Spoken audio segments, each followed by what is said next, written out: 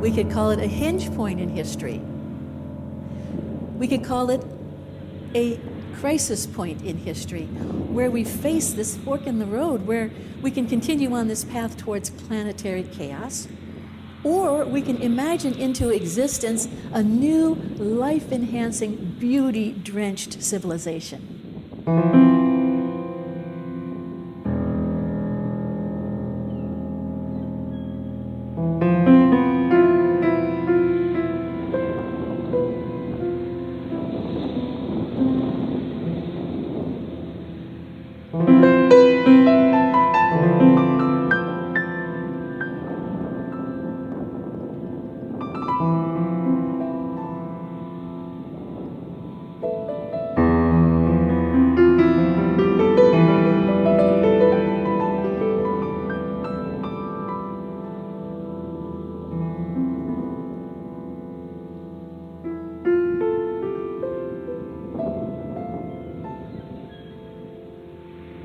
So we have some exciting work to do, because we're going to have to reimagine everything. And won't that be a kick? Not just light bulbs, but how we understand who we are in relation to the earth and each other, and how we ought to live. That's the basic reinvention. How we feed ourselves, how we educate ourselves, how we exchange goods and services, how we share land, how we work, how we define happiness, and who pays the real costs of consumption.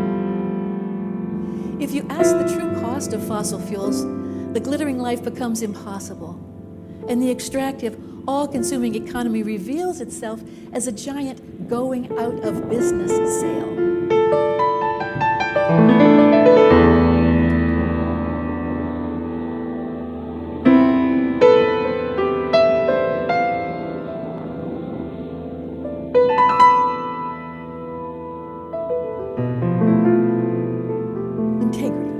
Wholeness, this oneness between who we are, what we believe, and what we do. It's a matching. We live gratefully because life is a gift. We act reverently toward the earth because we believe that the earth is sacred. We live simply because we don't believe in taking more than our fair share. We act lovingly towards the world because we love it. So this is what integrity is. It's not necessarily hope. It's not necessarily despair.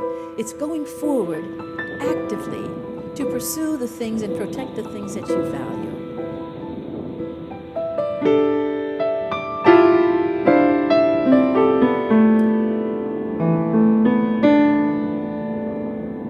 The fact is that the world doesn't have to unravel. We already have the technologies to solve our problems. We have the economic understanding. We have the wealth. What we need is a vision of the future and the moral resolve to imagine it into existence. We're finding exponential progress on things that can get us out of this fix. I've written this in very small writing.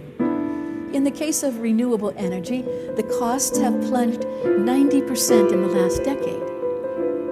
The installations are soaring. 2/3 of all power in 2016 was renewable. Coal is in a death spiral. In the last 5 years, it has gone in the United Kingdom from 40% of their generation to 2%. China has already canceled 151 coal plants.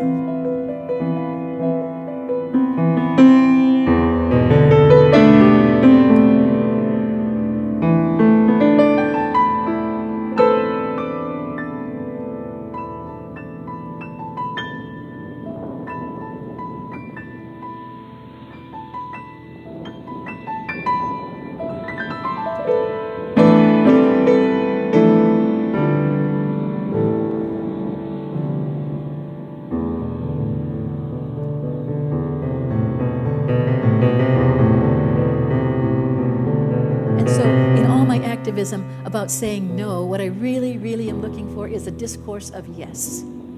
A discourse of aspiration and affirmation. What is a good corporation?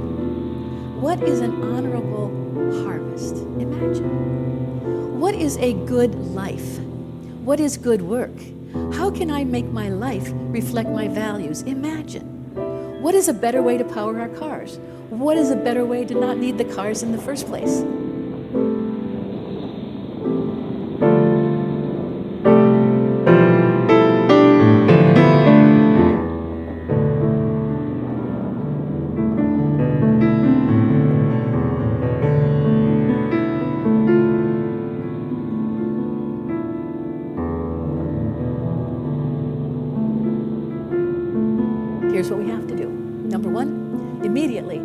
building the infrastructure to support fossil fuels. No more coal trains, no coal depots, no natural gas-fired power plants, no more pipelines. No more coal barges. What was that about? Number 2, stop subsidizing fossil fuels and put a price on carbon that reflects its true costs. And number 3, switch to no-till agriculture and plant 1 trillion trees.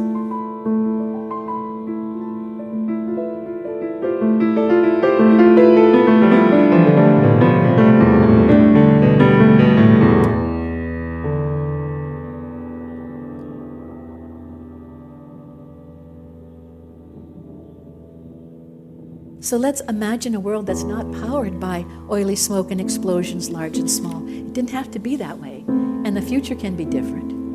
Imagine quiet. Imagine clean. Imagine peace in a world where we don't have to fight over power, a world that has an overabundance of sunlight and wind and waves.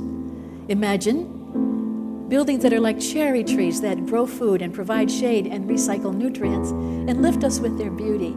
Imagine birdsong. Imagine what happiness might be in this new world, and then set about to imagine them into existence.